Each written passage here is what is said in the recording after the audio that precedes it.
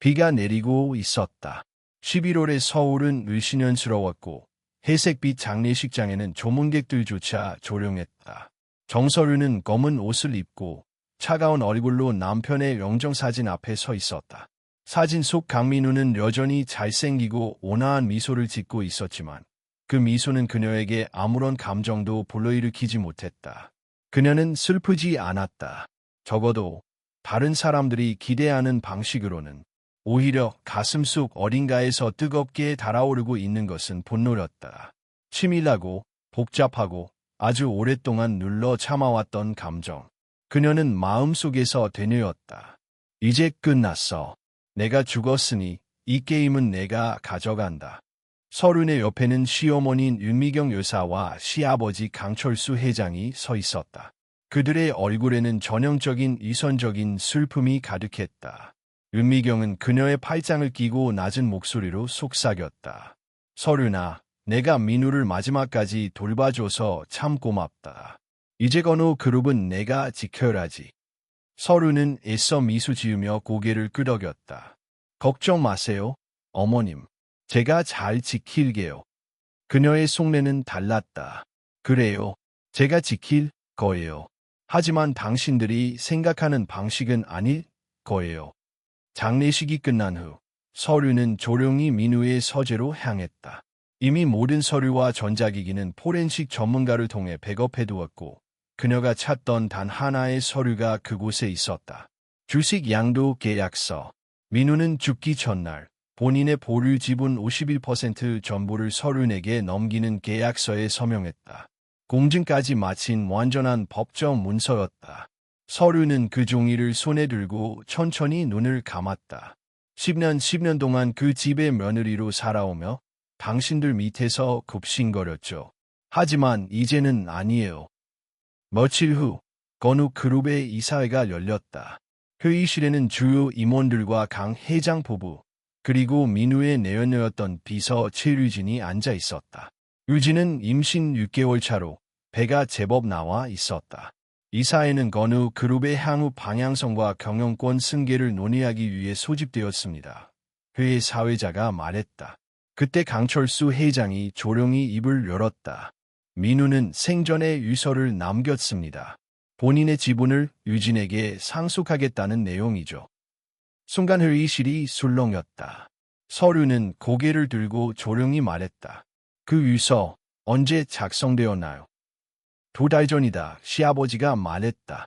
서류는 고개를 끄덕이며 서류 하나를 꺼냈다. 그럼 유감스럽게도 이 계약서가 유서를 무효로 만듭니다. 남편은 죽기 하루 전 본인의 지분 51%를 저에게 넘긴다는 주식 양도 계약서를 작성했습니다. 공증도 마쳤고 법적으로 완전한 효력을 갖습니다. 서류를 보며 회의실은 조용해졌다. 민우가 그럴 리 없어. 유진이 소리쳤다. 그는 나와 우리 아이를 사랑했어요. 이건 조작이에요. 서류는 미소 지으며 말했다. 그럴 수도 있죠. 하지만 법은 감정이 아니라 문서로 판단해요. 그리고 이 서류는 당신들의 유서보다 후에 작성되었고 공증도 마쳤어요. 무효라고 주장하고 싶다면 법정에서 필적 감정이라도 받으시죠. 유진의 얼굴은 사색이 되었다. 윤미경은 벌떡 일어나 서륜에게 달려들었다. 이 못된 년, 내가 민우를 속였어. 그러나 서륜의 손은 빠르고 단단했다. 그녀는 시어머니의 손목을 붙잡고 단호히 말했다. 여기서 폭력은 안 됩니다. 회의 중입니다. 보안의원이 급히 들어와 상황을 정리했다. 서류는 자리에 앉으며 목소리를 높였다. 오늘부로 저는 건우 그룹의 이사의 의장이자 대표이사입니다. 모든 결정은 제 손에서 이루어집니다. 그리고 지금 이 순간부터 초대받지 않은 세 분은 이 회사를 떠나주셔야 합니다. 보안팀, 이들을 회의실 밖으로 모시고 출입을 영구 금지하세요. 유진은 비명을 질렀다.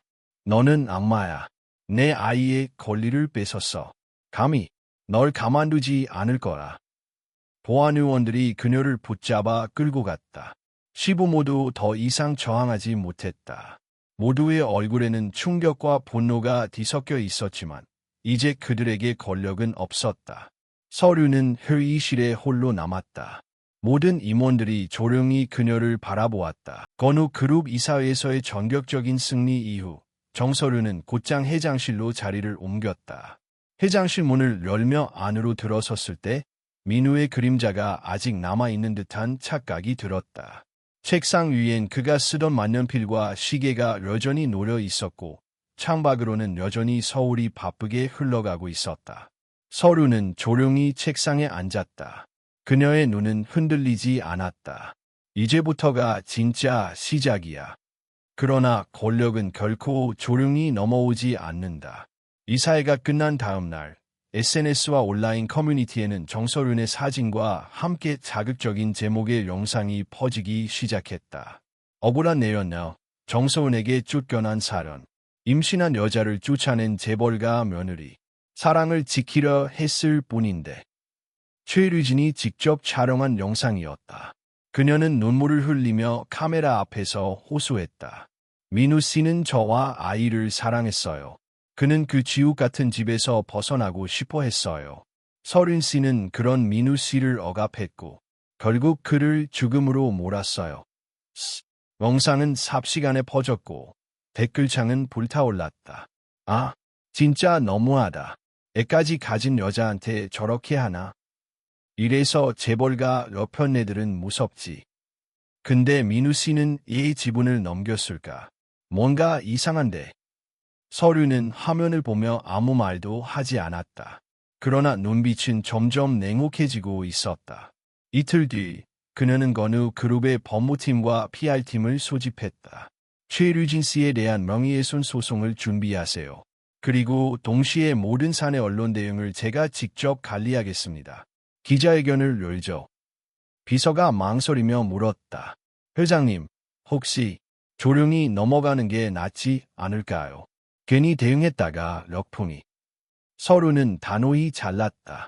난 조용히 넘어가려고 10년을 참았어요. 이제 그럴 이유가 없죠. 며칠 뒤 정서류는 언론 앞에 섰다. 흰 셔츠에 검은 정장 차림, 단정한 머리, 담백한 메이크업.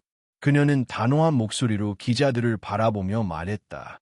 저는 오늘 한 사람의 아내로서 또 기업의 대표로서 진실을 말씀드리러 이 자리에 섰습니다.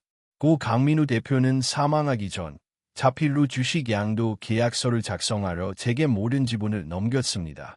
그리고 최류진 씨와의 관계는 사적 감정이 아닌 업무상의 이해관계에 불과했습니다. 그녀는 USB를 꺼내 들었다. 이 안에는 최류진 씨와 시어머니 신여사 간에 대한 녹음 파일이 담겨 있습니다.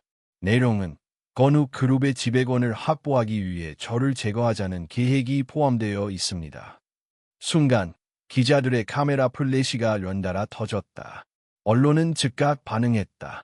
온라인 뉴스는 새로운 헤드라인으로 도배되었다. 정설윤, 내려녀 시어머니 녹취 공개.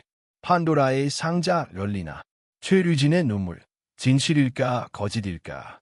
재벌가의 추악한 내부 권력 싸움. 여론은 다시 뒤집혔다. 특히 젊은 여성층 사이에서는 정서륜을 응원하는 목소리가 거세졌다. 아, 진짜 멋지다. 진짜 싸워라 할 때 싸우는 여자네. 서른 언니, 이제부터 팬할게요. 결혼했다고 다 참고 살아야 하는 시대는 지났다. 하지만 이 모든 것을 조용히 지켜보던 사람이 있었다. 강철수 회장이었다. 그는 이 모든 상황이 자신에게 불리하게 돌아가고 있다는 것을 깨닫고 있었다. 그 여자가 이 정도로 준비했을 줄이야. 그는 이 말을 짚으며 비서에게 말했다. 당장 건우 머티리얼즈 자산 구조 재점검해. 혹시라도 꼬리가 잡히면 끝장이야. 건우 머티리얼즈는 건우 그룹의 계열사 중 하나였고 수년간 페이퍼 컴퍼니를 통해 자금 세탁과 비자금 조성을 해온 창구였다. 민우도 알고 있었고 유진도 알고 있었다. 하지만 서류는 모를 것이라 믿었다. 그들의 착각이었다. 서류는 이미 조사팀을 꾸려 건우 머티리얼즈의 회계 데이터를 분석 중이었다. 심지어 그녀는 민우의 노트북에서 GM 프로젝트 페일이라는 암호화 파일을 찾아냈다. 지훈, 그녀의 동생이자 IT 보안 전문가가 암호를 풀었다. 파일 안에는 충격적인 내용이 담겨 있었다. 건우 머티리얼즈를 통해 흘러간 자금의 세부 내역, 가상계좌 정보, 해외 부동산 거래, 정치인에게 흘러간 로비 자금까지. 그리고 그 파일의 맨 마지막에는 짧은 영상 하나가 있었다. 민우가 죽기 며칠 전 직접 찍은 셀프 영상이었다.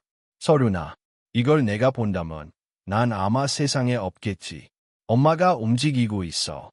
그녀는 더 이상 멈추지 않을 거야. 나도 이제 지쳤어. 이 회사, 이 집안, 다 너한테 넘길게. 너만이 이 지옥을 끝낼 수 있어. 서류는 화면을 응시한 채 아무 말도 하지 않았다. 그리고 천천히 눈을 감았다. 그날 밤, 서류는 민우의 유품이 담긴 상자를 열었다. 그 안에서 낯익은 초음파 사진 한 장이 나왔다. 그녀가 임신했던 아기의 사진이었다. 그리고 뒤에 적힌 짧은 메모. 이 아이가 태어난다면 꼭 당신을 닮았으면 좋겠어. 그 아이는 태어나지 못했다. 그날, 그녀가 민우의 배신을 알고 병원에 실려갔을 때 서울의 하늘은 흐리고 무거웠다. 정서류는 검은 코트를 입고 한 손에 작은 종이봉투를 들고 있었다. 그 봉투 안에는 그녀가 수일간 추적한 결과물, 그리고 한 여자를 향한 마지막 질문이 담겨 있었다. 도착한 곳은 서울 외곽의 낡은 원룸 건물. 낙엽이 쌓인 계단을 올라가 302호 문 앞에서 그녀는 멈췄다. 잠시 숨을 고른 뒤 문을 두드렸다. 문이 열렸다. 최류진은 민낯에 보은 얼굴로 문틈 사이로 서륜을 바라보았다. 당신이 여기 있네. 잠깐 얘기 좀 해요. 의진은 망설이다가 조용히 문을 열었다. 원룸 안은 허름했고 냉기가 돌았다. 작은 히터가 한쪽에서 미약하게 돌아가고 있었고 싱크대엔 설거지하지 않은 그릇들이 쌓여 있었다. 테이블 위에는 병원 진료 기록과 피가 묻은 수건이 놓여 있었다. 서른의 시선이 그 수건에 멈췄다. 유산했군요. 의진은 대답하지 않았다. 그저 고개를 끄덕였다. 시어머니가 찾아왔죠. 그날 새벽에. 유진의 눈가가 떨렸다. 당신이 보낸 거야. 아니요. 신여사와 나는 이미 다른 전선을 걷고 있어요. 잠시 정적이 흘렀다. 서류는 조용히 종이봉투를 꺼내 유진 앞에 놓았다. 이 안에는 건우 머티리얼즈의 내부 계좌 흐름, 해외 페이퍼 컴퍼니 리스트, 그리고 내가 숨기고 있는 USB에 담긴 암호화 파일의 해제 코드가 들어있어. 유진은 눈을 크게 떴다. 당신이 어떻게?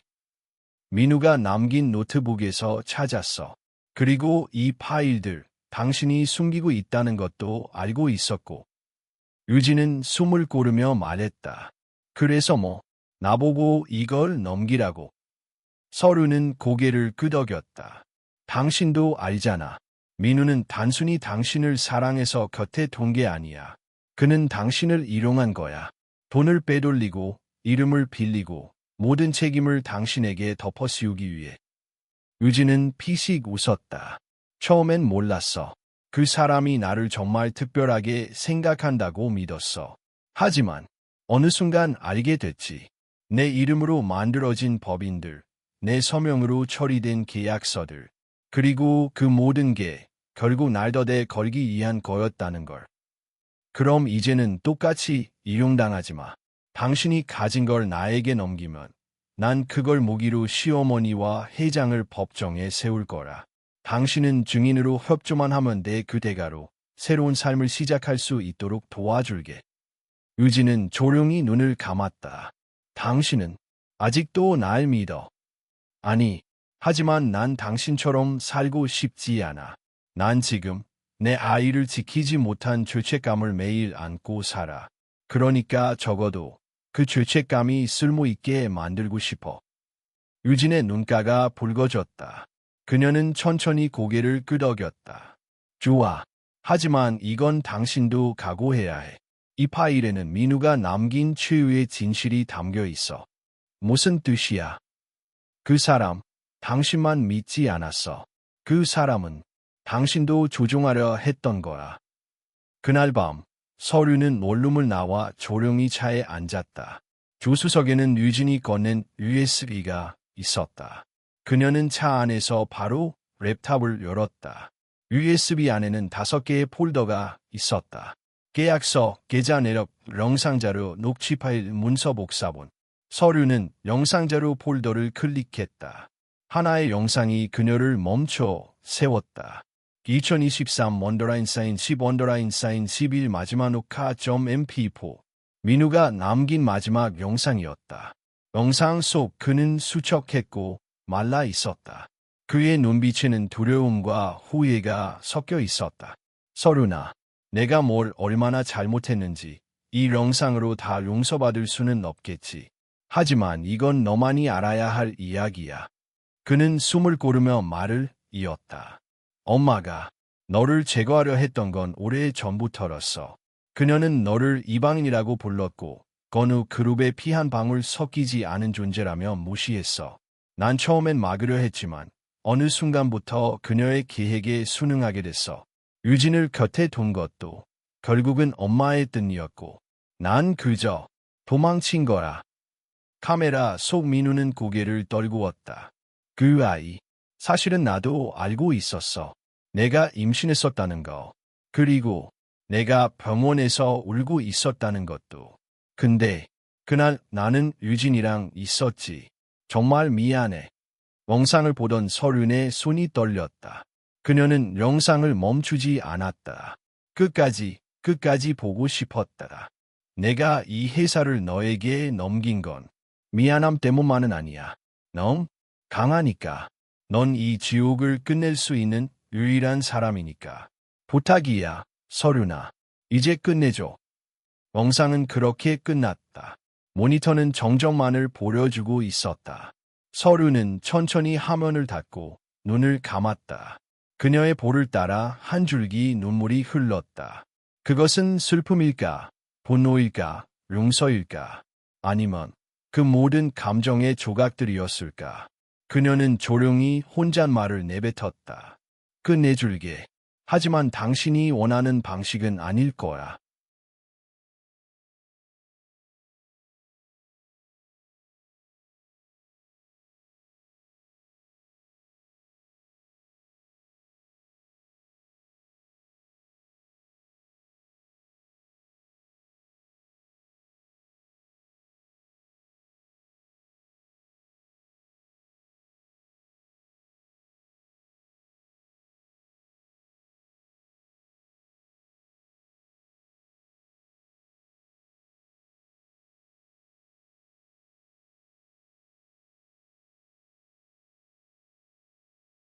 (11월) 말 서울지방검찰청 특수수사부가 정식으로 건우 그룹에 대한 내사를 시작했다. 정서윤이 제출한 USB와 자료들은 단순한 내부 비리 수준이 아니었다. 자금 세탁, 페이퍼 컴퍼니 운영, 불법 해외 자산 은닉, 그리고 한 남자의 의문스러운 죽음까지. 서류는 증거 제출 후 단 한 번도 언론 앞에 서지 않았다. 기자들은 그녀의 집 앞, 회사 앞을 진을 치고 있었지만 그녀는 아무 말 없이 단호한 침묵으로 일관했다. 검찰은 빠르게 움직였다. 강철수 회장은 자택에서, 신 여사는 고급 병원 VIP 병실에서 체포되었다. 가족이라니? 이제 그런 건 없어. 서류는 검찰청 복도에서 묻는 기자의 질문에 짧게 대답했다. 조사 결과 충격적인 사실이 드러났다. 강민우는 사망 전 3개월간 극심한 신체 쇠약 증세를 보였고 병원 진단서에는 악성 뇌종양으로 기록되어 있었지만 약물 독성이 혈액 검사에서 검출되었다. 그 약물은 항암제 치료를 방해하는 특수한 면역 억제제였다. 정상적인 항암 치료를 받았다면 생존 가능성이 높았던 민우는 그 약물에 의해 점점 체력이 떨어졌고 결국 합병증으로 사망한 것이다. 누군가가 고의로 그를 죽음으로 몰아넣은 것이다. 우린 아직도 살인이라는 단어를 쓰기 조심스럽습니다. 검찰 관계자는 기자간담회에서 말했다. 하지만 지금까지 확보한 정황과 증거는 그를 죽음으로 몰아넣은 의도를 충분히 뒷받침합니다. 범인은 누구였는가? 모든 정황은 신 여사, 민우의 어머니를 가리키고 있었다. 서류는 검찰이 공개한 민우와 신 여사 사이의 통화 녹취를 들었다. 그 음성 속에서 그녀는 분명히 말했다. 지금이 기회야. 너는 이미 약해졌고 그 여자도 준비 중이야. 이대로 가면 건우는 그 여자 손에 들어가. 그걸 원해. 정말 그렇게 살다 죽을 거야. 민우는 답하지 않았다. 그리고 일주일 후 그는 세상을 떠났다. 법정이 열렸다. 첫 공판 날 서류는 방청석에 조용히 앉아 있었다. 피고석에는 신여사와 강철수 회장이 나란히 앉아 있었다. 신여사의 머리는 흰색으로 바뀌어 있었고 화장은 지워진 채 창백한 얼굴이었다. 검사는 범죄 사실을 낭독했다. 피고인은 본인의 아들을 통제하기 위해 수년간 정신적 압박을 가했으며 상속 구조를 유리하게 바꾸기 위해 고의적으로 치료를 방해했다는 증거가 있습니다. 신여사는 처음엔 부정했다. 나는 아들을 죽일 이유가 없어요. 난 그저 그 아이가 바른 길을 가길 바랐을 뿐이에요. 하지만 증거는 명확했다. 약물을 전달한 간병인, 병원 직원의 증언, 녹취록, 민우의 영상, 그리고 결정적으로 민우의 친필 메모가 제출되었다. 엄마는 내 병을 일용하고 있다. 그녀는 회사를 위해서라면 무엇이든 할 수 있는 사람이다. 법정은 숨을 죽였다. 신여사는 눈물을 흘리며 무너졌다. 그래, 맞아. 난 내 아들이 그 여자에게 모든 걸 넘기는 게 두려웠어. 그래서 막고 싶었어. 근데 그게 죽이는 거였을 줄은 몰랐어. 재판이 끝난 후 기자들이 서륜에게 달려들었다. 정서윤 씨, 가족이 이런 범죄를 저지른 걸 알았을 때 어떤 기분이셨습니까? 이 모든 과정을 겪으면서 가장 후회되는 점은? 서훈은 천천히 고개를 들었다. 그들을 사랑했던 시간조차 후회스럽습니다. 하지만 그 시간들이 없었다면 지금의 저는 없었겠죠. 신여사를 용서하실 생각은 있으신가요? 그녀는 단호히 말했다. 그 사람은 단 한 번도 진심으로 사과한 적이 없습니다. 그게 전부입니다. 며칠 후 서류는 집무실에 홀로 앉아 유진에게 전화를 걸었다. 모든 게 끝났어요. 이제 당신도 자유해요. 전화기 너머로 유진의 목소리가 들렸다. 고마워요. 하지만 난 아직 자유롭지 못해요. 내가 이 아이를 지키지 못한 것처럼 그때 아무것도 하지 못했던 내가 너무 싫어요. 서류는 조용히 대답했다. 나도 그래요. 우리 둘 다 무너졌던 시간에서 다시 일어서는 중이니까. 잠시 정적이 흐르고 유진은 마지막으로 말했다. 기회가 된다면 언젠가 언니라고 불러도 돼요. 서류는 처음으로 웃었다. 그건 그날의 당신에게 달렸어요. 이후 서류는 건우 그룹의 지주회사를 정리하며 지배 구조를 대대적으로 개편했다. 외부 이사를 영입하고 투명한 경영 시스템을 도입했다. 그리고 자신은 대표직에서 물러났다. 언론은 충격에 빠졌다. 정서륜 스스로 물러나다. 재벌가의 유일한 생존자, 침묵 속에서 떠나다. 복수 아닌 구조. 그녀가 택한 마지막 선택. 그녀는 제주로 내려갔다. 하란 집, 바다가 보이는 언덕이.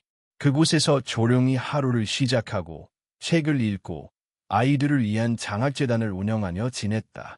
하루는 어린 학생에게서 편지가 도착했다. 서린 이사장님, 덕분에 학교에 갈 수 있게 되었어요. 저도 언젠가 누군가에게 도움이 되는 사람이 되고 싶어요. 그녀는 편지를 들고 하늘을 올려다보았다. 흰 구름 사이로 햇살이 부르 제주도의 겨울은 서울보다 느리게 흘렀다. 정서류는 매일 아침 새소리에 눈을 떴고 창밖의 바다를 바라보며 차를 한 잔 마셨다. 도심의 속도, 사람들의 시선, 복잡한 회의와 언론의 플래시. 이제 그녀의 세계에는 그런 것들이 존재하지 않았다. 그녀는 건우 그룹의 대표에서 물러난 후 자신이 직접 설립한 재단 정의재단을 통해 아동 청소년 지원 사업에 집중했다. 정의는 태어나지 못한 그녀의 아이 이름이었다. 처음이자 마지막으로 초음파 사진에 적혀 있던 이름. 재단 사무실은 제주 시내 조용한 골목에 위치해 있었고 직원들은 대부분 20에서 30대 여성들로 구성되어 있었다. 서류는 그들과 눈높이를 맞추며 함께 점심을 먹고 현장 지원을 다녔다. 그녀의 삶은 조용했고 단단했다. 하지만 완전히 평온하지는 않았다. 하루는 한 기자가 몰래 제주까지 찾아왔다. 서류는 카페에서 우연히 그를 마주쳤고 기자는 조심스럽게 말을 꺼냈다. 정서윤 씨, 아직도 세상은 당신의 이야기를 궁금해합니다. 왜 아무 말도 하지 않으시나요? 서류는 커피를 내려놓으며 말했다. 내가 말하지 않아도 진실은 흘러가니까요. 기자는 다시 물었다. 지금 돌아간다면 다시 싸울 수 있습니까? 그녀는 잠시 생각에 잠겼다. 그리고 고개를 저었다. 아니요. 지금의 나는 누군가와 싸우기보다는 지켜주는 쪽이 되고 싶어요. 싸움은 끝났고 이젠 살아야 할 시간이니까요. 기자는 그 대답에 더는 묻지 않았다. 며칠 후 한 통의 등기 우편이 도착했다. 보낸 사람은 최류진. 서류는 봉투를 열었다. 안에는 짧은 손편지와 함께 한 장의 사진이 들어 있었다.